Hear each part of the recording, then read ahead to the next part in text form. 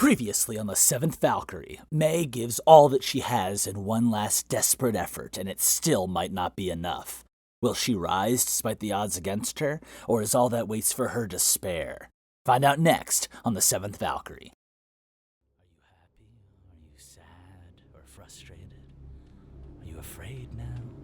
Tired? It's been over a decade since I last wept, and that was with who knows how many substances to aid me. Would you care to share more about those feelings? Take one more step, and I will kill you, Krona. May breathed it out straight into the dirt, having no effect on the steady approach of the footsteps along the riverbank. I don't think that's true, he said. He took an exaggerated step, waited for her to try to kill him, and then took another, and another, and another until he had arrived next to them. He crouched next to BC as May prayed to the exhausted earth around her to revitalize her so she could defend herself, defend BC. Slowly, a trickle began to feed from the dirt into May. There was still some life that she could draw from. Ah, incredible. May, you truly are incredible. I have never seen a piece of healing quite like this. You know, I had actually resigned myself to the loss of my dear nightmare, but she's alive. Shattered, but alive. May gasped. The rise and fall of BC's chest in the corner of her eye was slight, near imperceptible, but as she stretched out her senses, she could see that BC's human energy had washed away most of the black tint. The shadows still hung around, more prominent in BC than they had ever been, but they were not threatening to consume her anymore, at least not right now. And so May let herself slip back against the dirt, crying tears of exhaustion, frustration, and joyous relief as the trickle of energy beat slowly into her heart. Truly incredible, whoever did this to her. I've not seen her so overcome with the power since the early days of the war, nor so damaged in battle. Without you, May, I fear we may have been too late. And where were you? You took her from us. You twisted her mind. You set her out against the Eterans, and for what? Just to leave her when she needed you the most? You really can never win, can you? It's interesting you say that, especially when you and every officer of the Four Families and the Erasmus Pact, and even BC herself, all demanded that I leave. Seems you're upset with the outcome, but you don't want to take the blame for your own failures protecting her. You are a liar, Krona. A manipulator. A twisting, slithering snake. You expect me to believe anything you say, especially when you tell us so clearly that we are all just dancing in your web, playing your game? You know, I'm actually kind of flattered that you've paid so much attention to me. But you're missing the point. You see, the way you talk about me, the way she talks about me, the way they talk about me, you'd think I just took all these really sweet and kind people who were just doing their golly darn gosh best to make it in this world, and all evil crony just made them into bad boys and bad girls. Is that what you think? You want the truth, May? The truth is I just see through the masks you wear, and I see the darkness in you. Yes, you too. Everyone, I see it in her.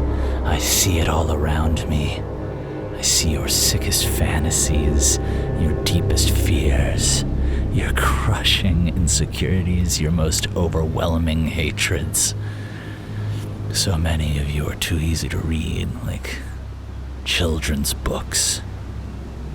And then it just takes a little push, a little suggestion to get all of you squirming, thrashing, delightfully, destructively, delicious humans finally moving in a way that I like, in a way that I can at least make sense.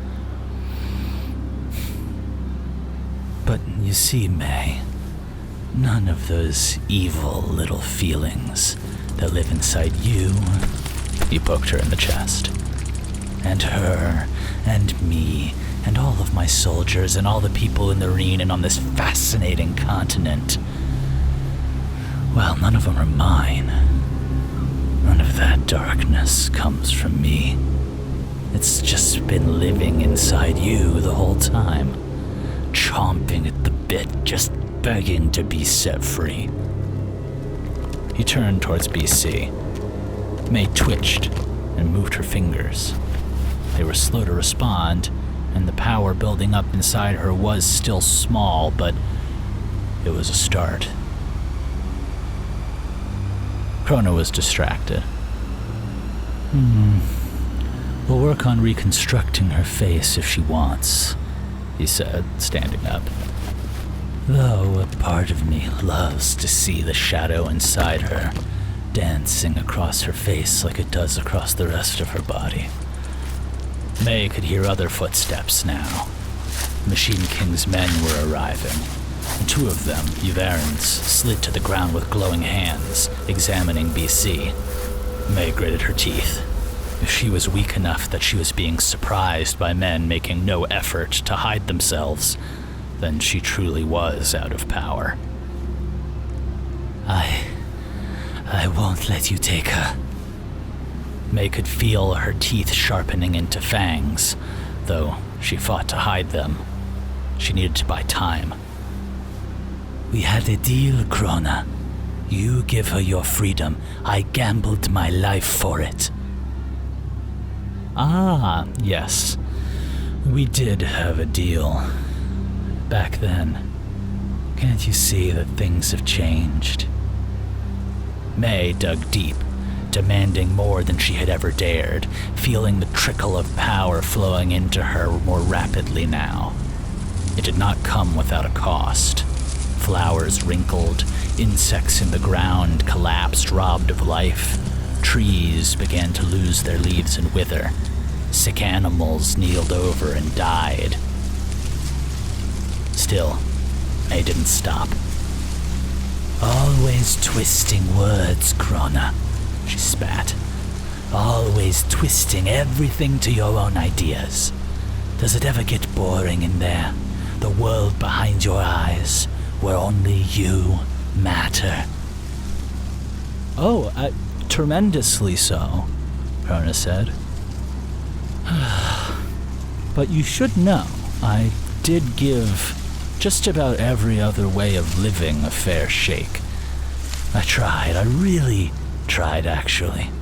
But the harder I looked among the ants for a reason to live, the more they all just bored me. It's the way of the world, isn't it? We higher beings can't live the same way the lower ones can.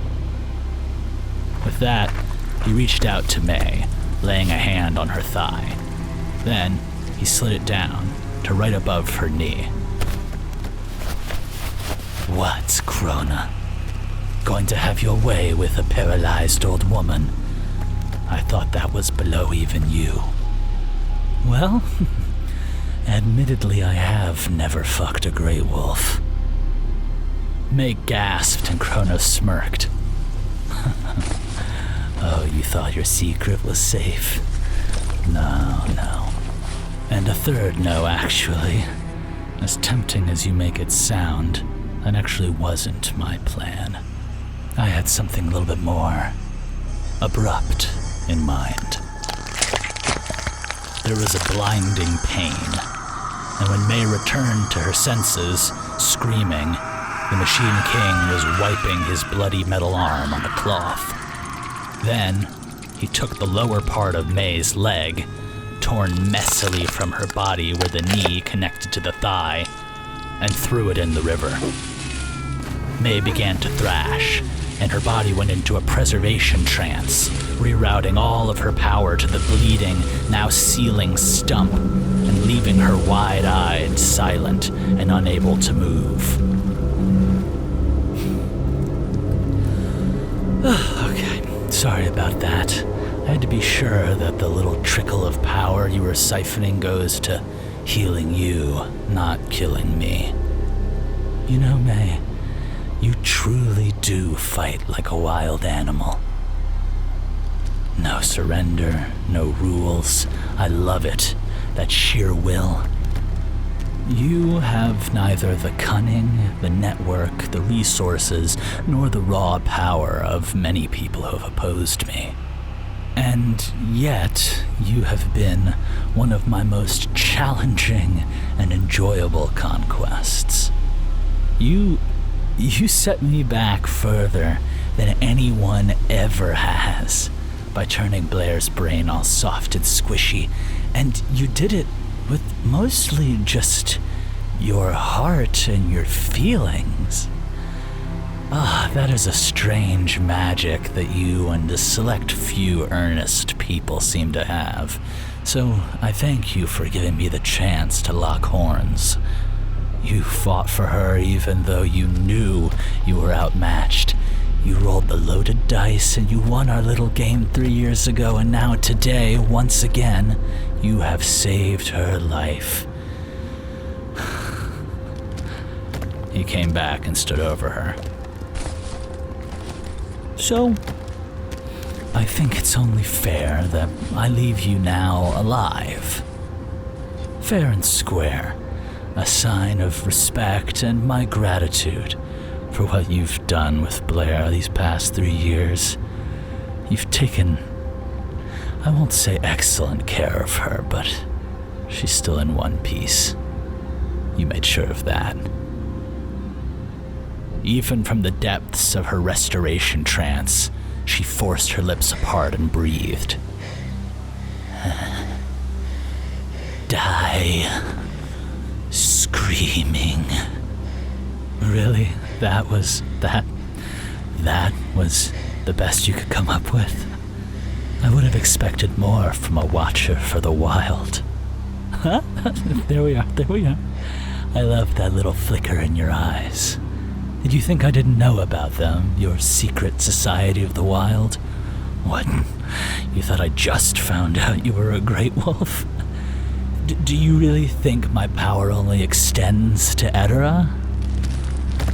He turned back to face BC, who had gotten all clear from the 2 healers. And in the face of this, you still think that you know the safest place for her. Tell me, where would you prefer her? She said you wanted to send her south, or maybe keep her here close to home, where the blades of the assassins are waiting at her back.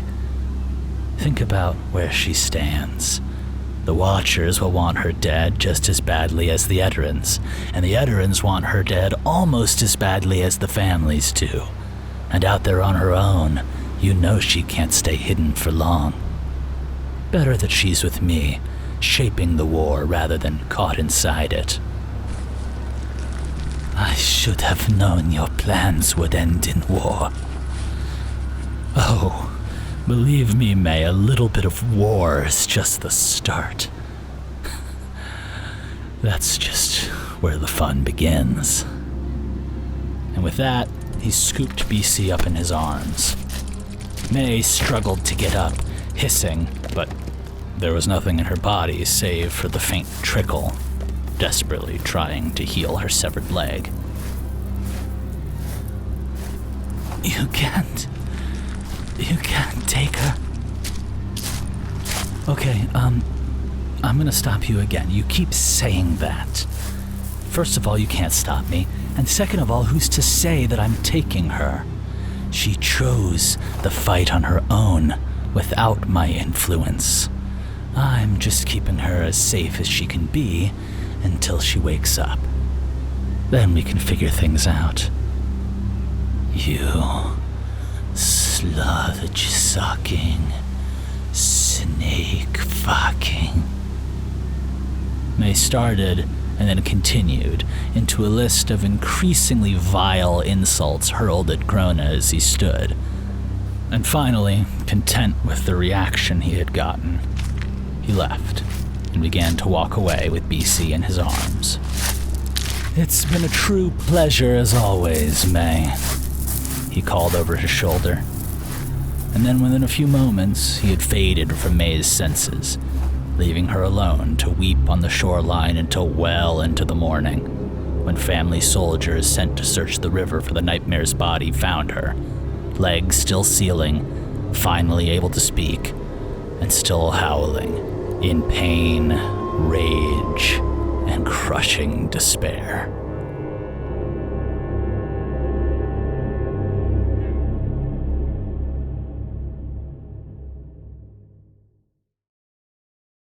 Hey there! If you're hearing this, it means you're listening to the public version of this episode. I appreciate you taking the time and your interest in the series. It really helps the algorithm, it helps us grow. But if you are enjoying the show, maybe take a look over at our Patreon. We have uncut versions of the early episodes, access to new chapters before they're released for the general public, and you can shape the future of the series by deciding on new merch drops, bonus content, and more. You can get started for free at patreon.com/Seventh Valkyrie. That's patreon.com/7THVALKYRIE. Hope to see you there.